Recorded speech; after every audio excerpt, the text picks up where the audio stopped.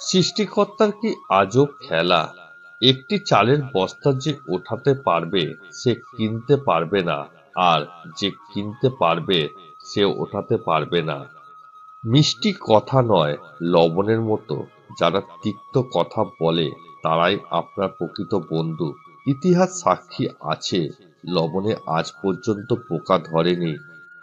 জীবনে সফলতার সবথেকে ভালো উপায় হলো সেই উপদেশে কাজ করা যা আমরা অন্যদের দিই।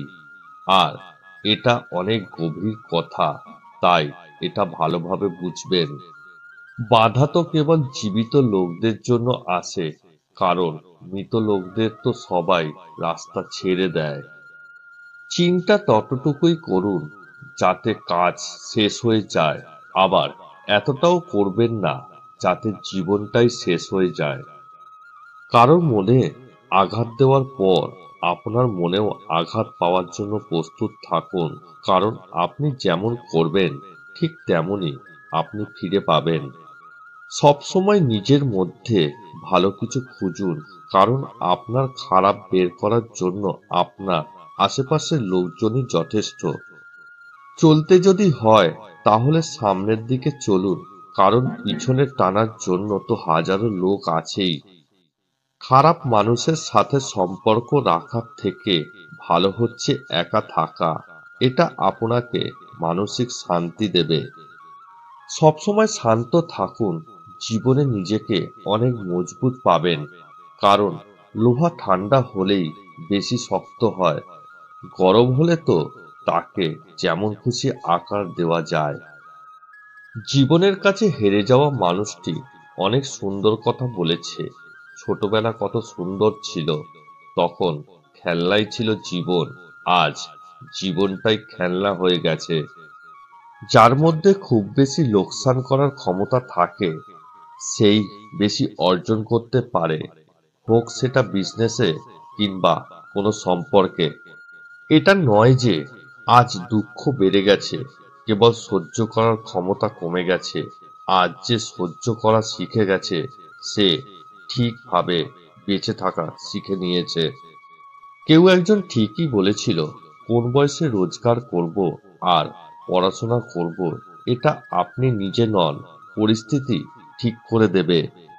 কান্না করে কাউকে আটকে রাখা যায় না, আবার হারানোর পরে কাউকে ভোলাও যায় না। সময় তো সবাই পায় জীবনকে বদলানোর জন্য, কিন্তু একদিন জীবন পাওয়া যাবে না সময়কে বদলানোর জন্য। কিছু লোকে ধৈর্য হলো চুপ থাকা, যদিও অনেক কিছু বলার থাকে, কিন্তু তারপরেও এরা চুপ থাকে, কারণ এরা ওই সব লোকের সাথে ঝগড়া করতে চায় না যাদের এরা মন থেকে ভালোবাসে। চুপ থাকা একটি সুন্দর অভ্যাস।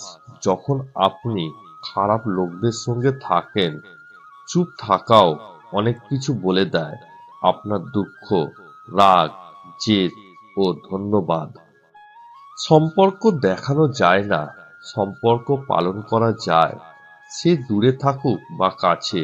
অনেক সম্পর্ক নষ্ট হওয়ার কারণ হচ্ছে একজন সঠিকভাবে বলতে পারে না, আর অপরজন সঠিকভাবে সেটাকে বুঝতে পারে না।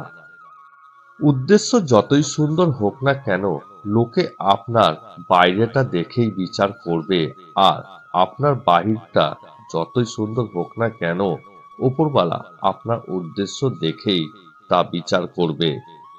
পৃথিবী কেবল তাকেই জিজ্ঞাসা করে যে আগে থেকেই ভালো আছে, না হলে যে কষ্টে আছে তার মোবাইল নাম্বারটাও হারিয়ে যায়।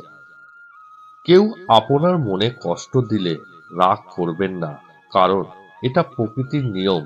যে গাছের ফল যত বেশি মিষ্টি হয় সেই গাছে তত বেশি পাথর নিক্ষেপ করা হয়। কখনো কারোর মনে কষ্ট দেবেন না, কারণ ক্ষমা চাওয়ার পরেও তার মনে কষ্ট থেকেই যায়। যেমন দেওয়ালে থাকা ব্রেক বের করার পরেও চিহ্নটা কিন্তু থেকেই যায়। দুটি চেহারা মানুষ কখনো ভোলে না। একটি হচ্ছে যে আপনাকে খারাপ সময় আপনার সাথে ছিল, আরেকটি হচ্ছে যে আপনার খারাপ সময় আপনাকে ছেড়ে চলে গিয়েছিল। আপন সে নয় যে কান্নার পরে আপনার কাছে আসে, আপন তো সে যে আপনাকে কান্না করতেই দেয় না।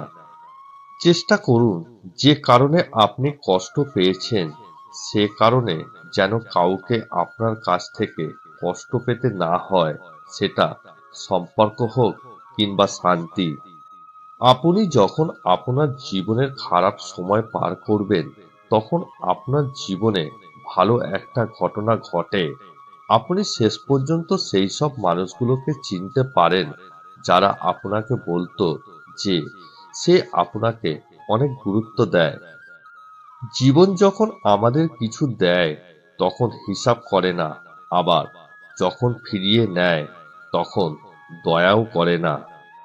কারোর মনে জায়গা নেওয়ার জন্য গিফট নয়, ভালোবাসার প্রয়োজন।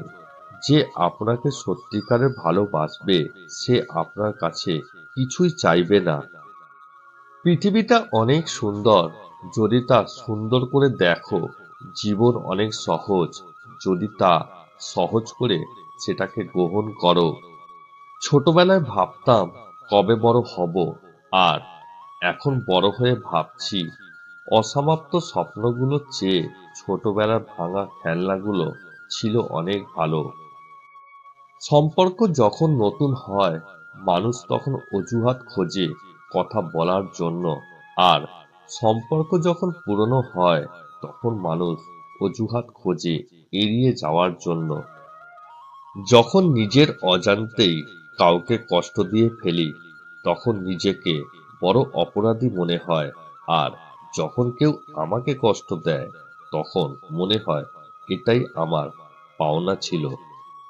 একদিন আমি টাকার সাথে কথা বললাম, বললাম তুমি এক টুকরো কাগজ ছাড়া আর কিছুই নও। টাকা হাসলো, বলল সত্যিই আমি এক টুকরো কাগজ, কিন্তু আমি জীবনে কখনো ডাস্টবিন দেখিনি। ভাগ্য বড়ই নিষ্ঠুর, কখন কাকে কতদূর নিয়ে যায় বলা যায় না।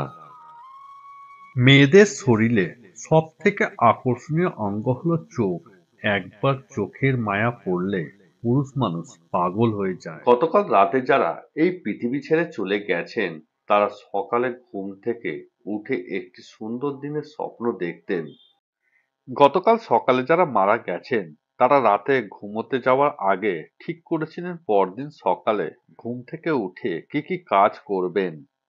তাই আজ বেঁচে আছেন বলে কখনো ধরে নেবেন না আগামীকালও বেঁচে থাকবেন। কেবল স্রষ্টার ছাড়া মৃত্যুর ওপর কারো কোনো নিয়ন্ত্রণ নেই। হঠাৎ করে আমূল পাল্টে যেতে পারে যে কোনো কিছু। তাই সময় থাকতে ক্ষমা করতে শিখুন, আর যখন ভালোবাসবেন তখন উজাড় করে ভালোবাসুন। এই ভালো মানুষ হবার সুযোগটা হয়তো আগামীকাল আপনি নাও পেতে পারেন।